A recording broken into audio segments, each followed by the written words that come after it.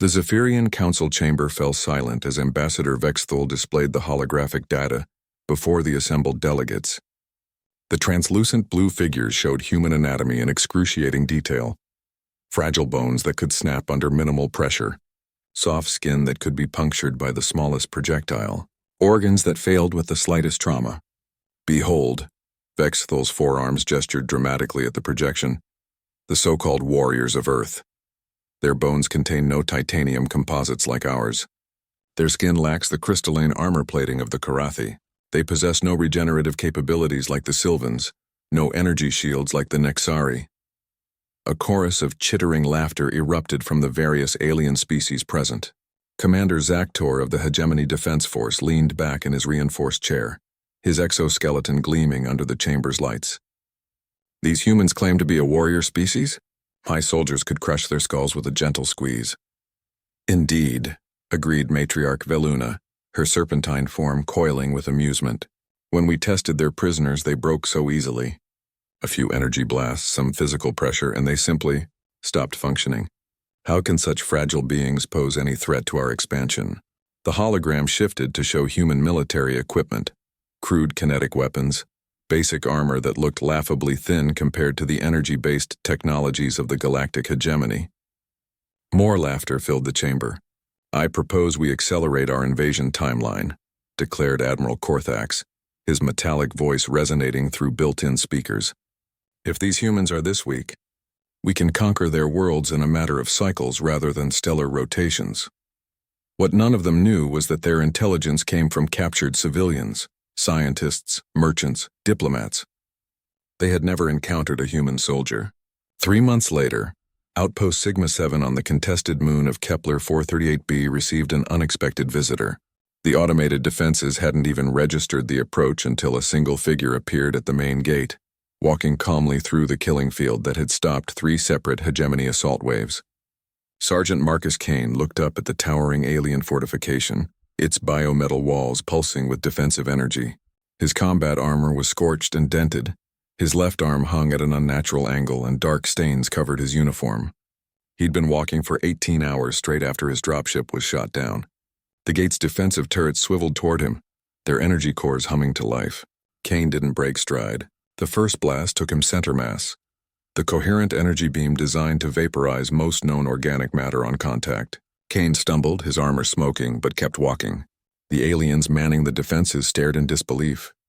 Target is still mobile, reported Gunner Zixtal to his commander.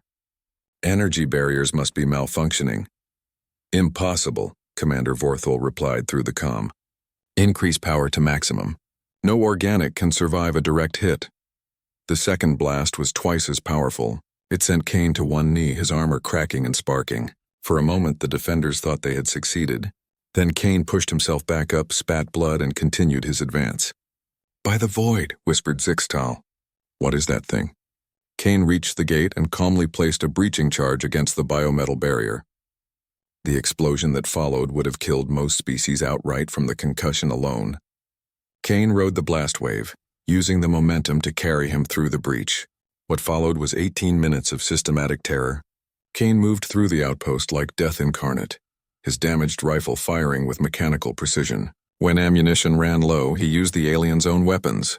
When those failed, he used his hands. The hegemony soldiers, bred for warfare and genetically enhanced for combat, found themselves facing something they had never encountered, a creature that refused to stop.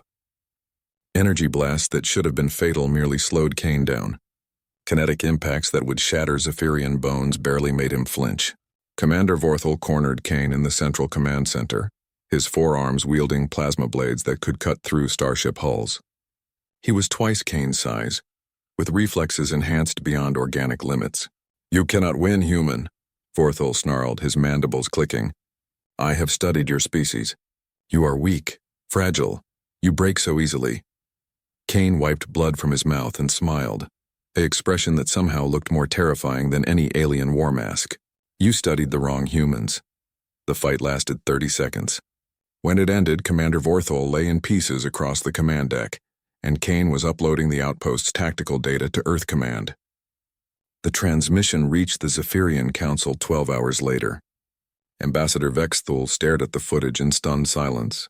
Their impregnable outpost reduced to rubble by a single human soldier who had taken damage that would have killed any of their own warriors 10 times over.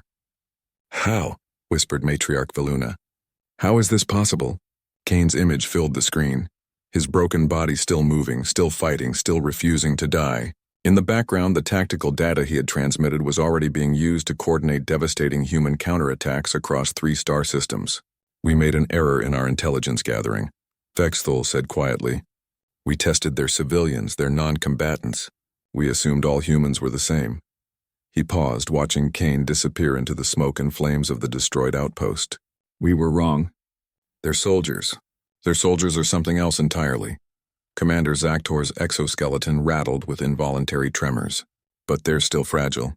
Still organic, still human," finished Admiral Korthax, his metallic voice for once lacking its usual confidence. "And perhaps that's what makes them so dangerous. They know they're fragile, they know they can be broken, and they fight anyway." The chamber fell silent again, but this time it wasn't filled with laughter. It was filled with the cold realization that they had gravely underestimated their enemy. Humanity wasn't strong because they couldn't be broken.